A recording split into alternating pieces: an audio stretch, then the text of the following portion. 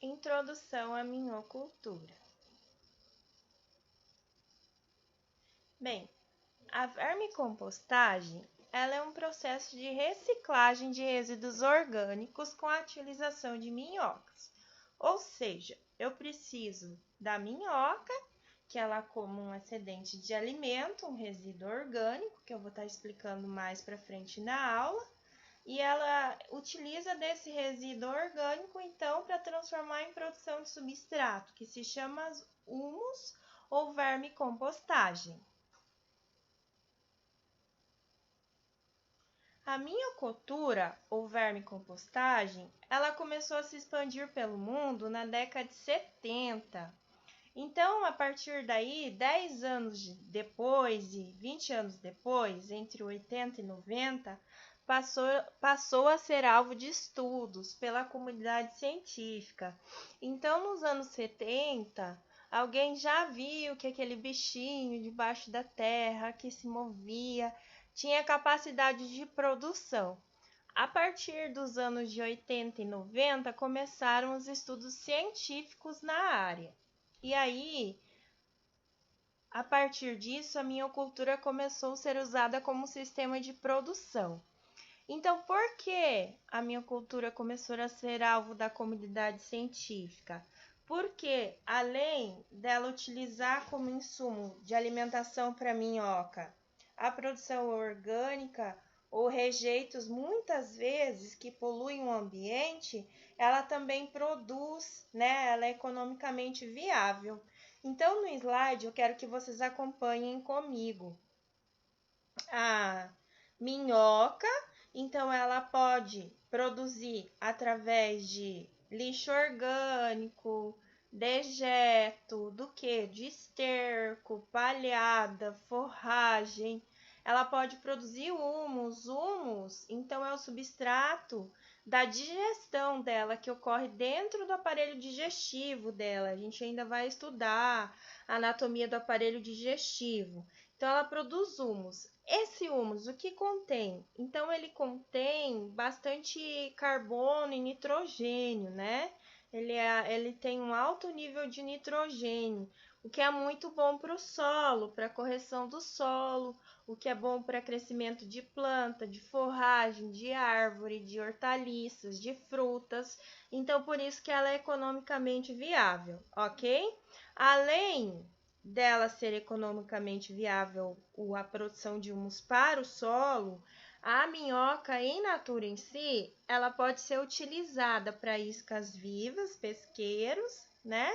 E também para alimentação de aves, ela in natura dessa forma, e para fabricação de ração, né? Ela vira uma farinha de minhoca, ok? A minhocultura, ela tem várias aplicações, então é muito fácil de adaptar, tanto ao campo como ao meio urbano. Então, ela tem duas funções, né? Que eu já comentei com vocês, que seria a produção de humus e a produção de minhocas. Então, ela tem duas vias de economicamente viável, né? Que eu posso estar produzindo humus e vendendo esse humus para correção de solo e tudo mais. E eu posso estar produzindo as minhocas, né? Reproduzindo elas, que elas tenham ganho de peso, que elas aumentem de tamanho, que eu possa vendê-las como alimento in natura e também na fábrica de ração. Então, serão apresentadas nessa aula aspectos gerais sobre as características ecológicas das minhocas, utilizando o sistema de minhocultura, bem como relacionado ao manejo do resíduo que eu vou utilizar, o resíduo orgânico, né? O substrato que eu vou utilizar para a alimentação da minhoca e o preparo do canteiro e do manejo da minhocultura. Então, um conceito muito importante, o que é o humus, né? O resíduo orgânico que serve de alimento para a minhoca. Então, é esse substrato orgânico que eu estou utilizando. Eu estou montando a minha vermicompostagem com o meu lixo orgânico da minha casa. Então, quais são os substratos, os produtos do meu lixo orgânico? São frutas, casca de laranja, casca de mamão, abacaxi, melancia, tudo que eu comer e for orgânico, então eu vou jogar no meu lixo. Então, eu vou favorecer, né, a digestão da minhoca com esse produto, transformando em matéria orgânica, né, em adubo orgânico, conhecido como humus de minhoca ou vermicomposto. Então, outro conceito, humus de minhoca ou vermicomposto, é a reorganização biológica das frações de carbono dos materiais orgânicos dessa comida. Então, essa comida, esse lixo, né? Esse lixo que eu não utilizei e joguei fora, que eu estou utilizando o lixo para fazer o meu composto, o meu substrato, para servir de alimento para minha minhoca, ele tem uma fração nutricional, ou seja, ele tem a sua composição nutricional, né? Então, vitaminas, minerais, aminoácidos, e entre esses constituintes nutricionais, a fração do carbono está presente. Então, a minhoca, ela vai participar de que maneira nesse processo? De uma maneira física. Por quê? Porque a minhoca engole o substrato que vai pro sistema digestivo, né, o estômago, que acontece uma reação química lá dentro e biológica, porque tem enzimas, e essas enzimas são fabricadas pelos micro-organismos. Então, acelerando o processo por trituração. Gente, aqui é muito simples, é como acontece também com os humanos, né? E com os outros animais. Vai pro estômago, pro intestino delgado, acontece, então, um processo enzimático, químico, a trituração, a absorção do alimento, né?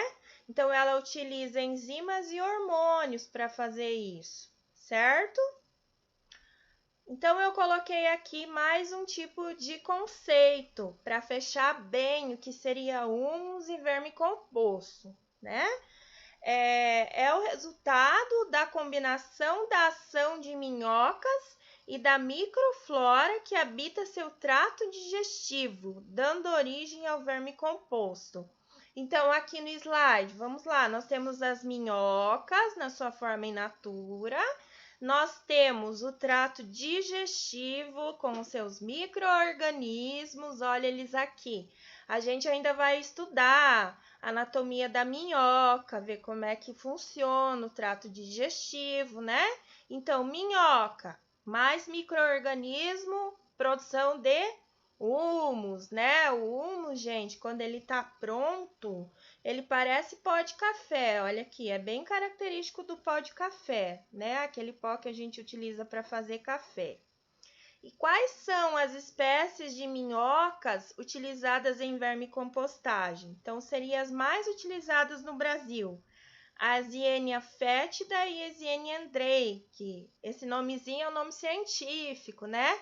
Mas nós podemos chamá-las de vermelha da Califórnia e noturna africana. Então, elas se alimentam bem de resíduos orgânicos, né? Crus ou não. Então, tudo que for resíduo orgânico, elas têm alta aceitação, né?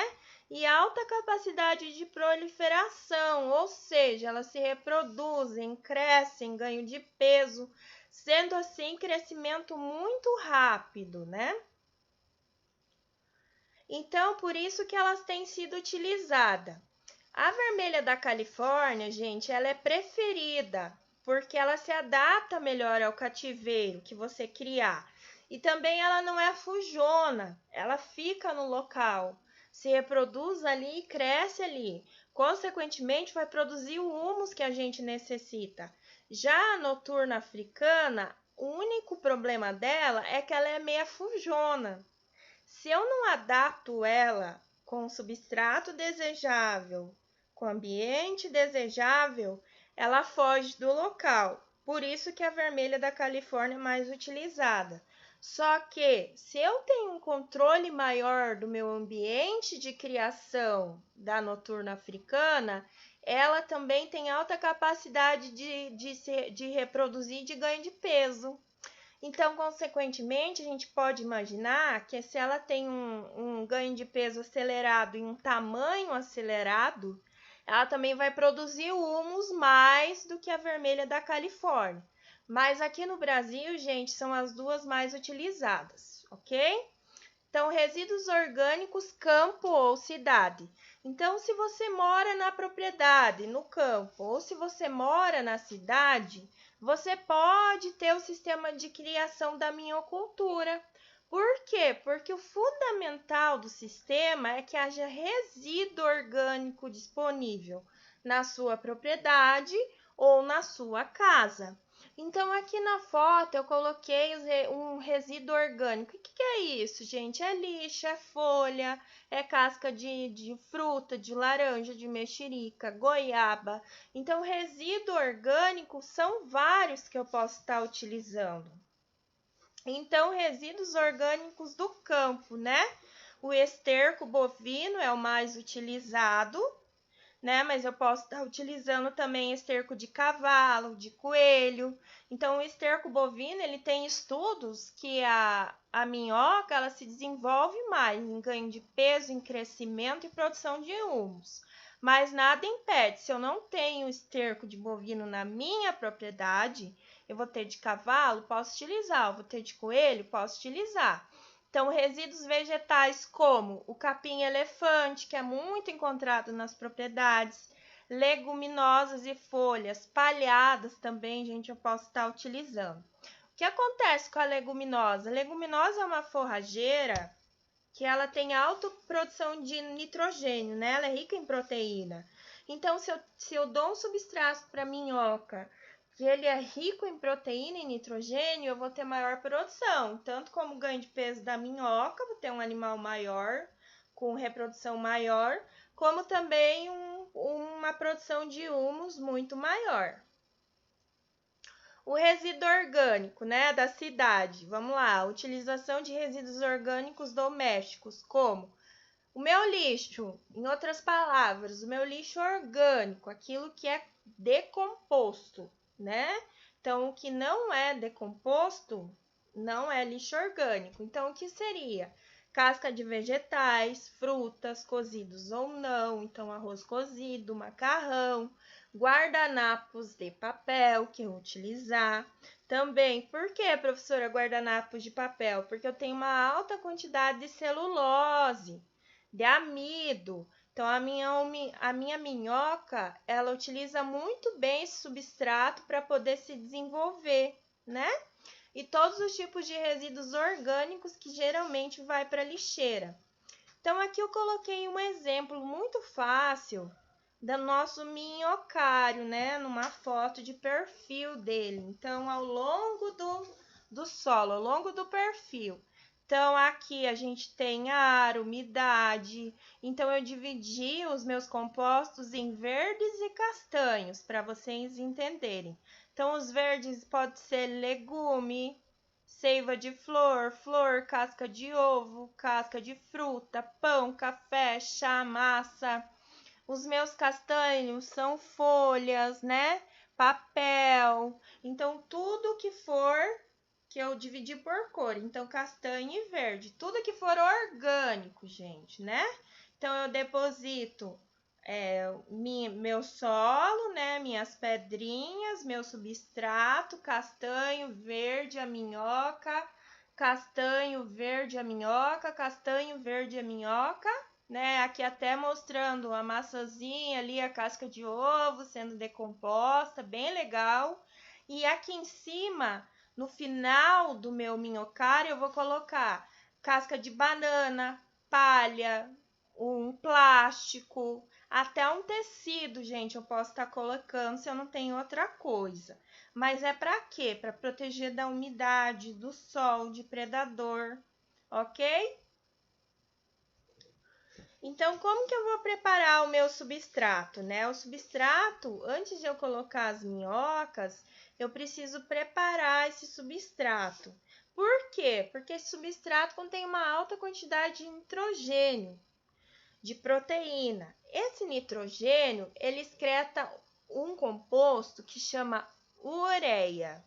Esse composto é excretado tanto dos orgânicos como alimentos, numa menor quantidade, como no esterco, numa maior quantidade. Então, o animal vai lá, defeca, tem um esterco. Esse esterco é rico em nitrogênio e o animal excreta essa ureia. Se eu fizer a minha pilha de substrato, porque eu preciso fazer uma pilha, e não cuidar da temperatura, deixar controlada e colocar a minha minhoca em cima, dentro dela, eu vou matar a minha minhoca cozida, porque ela pode até chegar a 70 graus Celsius. Por isso, eu preciso ter cuidado com esse tratamento térmico. Então, como eu coloquei aqui no slide, né? O processo de decomposição, a temperatura pode atingir 70 graus. É uma temperatura muito alta, gente, por isso que eu preciso ter cuidado. A temperatura ideal para minhoca são 25 graus Celsius. Ah, professora, como que eu vou sair do 70 e chegar no 25? Então, recomenda-se o controle da temperatura. De que forma que eu vou fazer o controle da temperatura? Eu posso estar fazendo com o uso de termômetro, né? Ou eu posso estar fazendo com o uso de uma barra de ferro. Então, se eu não tenho termômetro na minha propriedade, na minha casa, eu vou utilizar uma barra de ferro. Sabe aquelas barras de ferro que se encontram em construções? Eu pego uma barra de ferro daquelas, ela tem que ter pelo menos 35 a 40 centímetros, gente. Um pouquinho maior que uma régua, a régua de vocês. Então, eu vou pegar ela e vou colocar no meio da minha pilha de substrato, aquele lixo orgânico, ou esterco, ou vegetal, que eu estou separando para que a minha minhoca se alimente, lembra? E quando eu não conseguir, então eu vou ficar segurando essa barra de ferro com a mão, né? Quando eu não conseguir mais segurar, porque vai esquentar muito, por que a professora vai esquentar? Por causa do nitrogênio, né? Porque o nitrogênio vai excretar a ureia e a ureia vai esquentar. Aí eu vou ter que soltar a minha barra de ferro, ir lá e começar a fazer a viragem desse material. Então, eu vou virar com alguma coisa, né? Pode ser um cabo de vassoura, pode ser uma enxada, pode ser uma pá. Posso colocar luva, saco na mão e mexer. Então, o importante é revirar esse substrato até que ele obtenha uma temperatura de 25 graus Celsius. Só que essa temperatura, ela não vai acontecer de um dia para o outro, né? Um dia está com 70 graus, no outro dia eu vou ter 25 graus Celsius. Não, vai levar um tempo. Quanto tempo? De 15 a 20 dias. Então, 2 vezes por dia eu vou colocar minha barra de ferro lá no meio da minha pilha. Vou verificar a temperatura com a minha mão. Se eu não conseguir mais segurar, eu vou soltar, vou tirar a barra de ferro e vou fazer a viragem desse substrato. Então, vou virei de manhã, virei à tarde. Assim, consequentemente, eu vou fazer por 15 a 20 dias. Após a estabilização dessa temperatura, as minhocas elas podem ser introduzidas então. Por quê? Porque eu tinha uma temperatura de 70 graus, agora eu tenho uma temperatura de 25 graus Celsius. Além de facilitar o preparo do canteiro, essa etapa é desejável porque inibe a germinação de planta. Então, não vai crescer planta lá onde eu vou mexer, certo? Porque senão depois eu tenho que ficar até indo lá e arrancando as que ficarem lá, ok? Então, a qualidade do meu adubo e a qualidade do meu resíduo.